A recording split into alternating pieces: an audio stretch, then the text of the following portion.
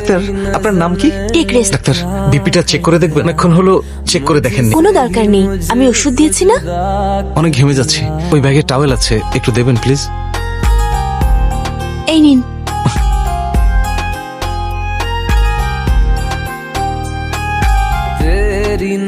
Doctor, দেখুন doctor রাউন্ডে আসবে, আমাকে এখন যেতে হবে প্লিজ।